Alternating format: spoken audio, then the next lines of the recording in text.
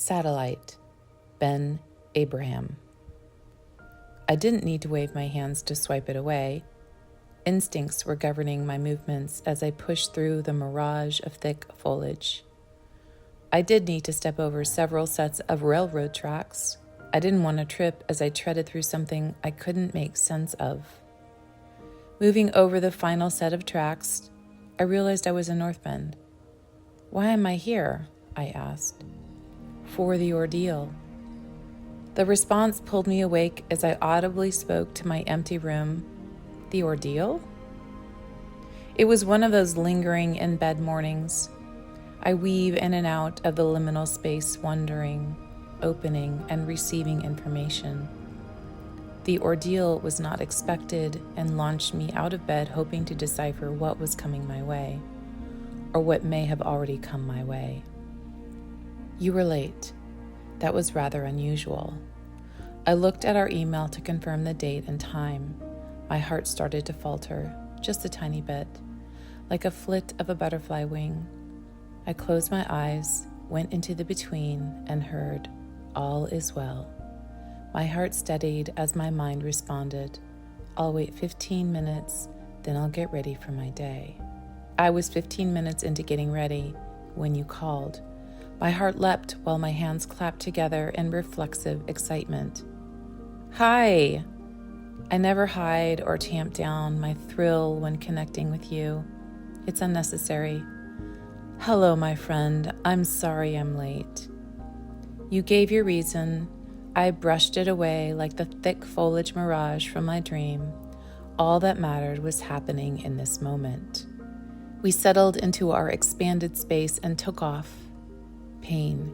That's how I feel when I experience the other close down, shut me out, or push me away.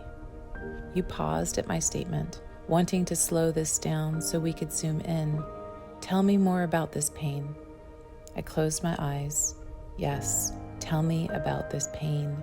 I query my greatest awareness, expanding way out to zoom in.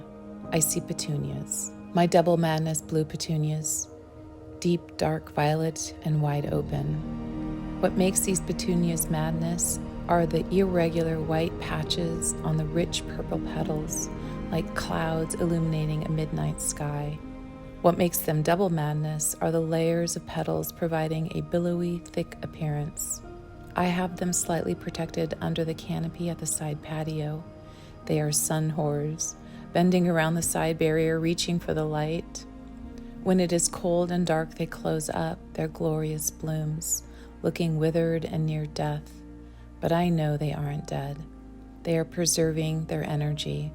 When the sun appears, they expand and extend as far as they can, bending, reaching, and enlarging to deeply soak in the rays. Too much sun and the entire plant flops, like they are melting away. That's why I have them under the canopy. It is the perfect balance of sun and shade for thriving. However, left to their own devices, I'm pretty sure they would uproot themselves and plop directly onto the rocked side patio, away from their protection, even if it meant total annihilation. "Why do you see a petunia?" you asked. "Give me a moment to interpret the information," I responded.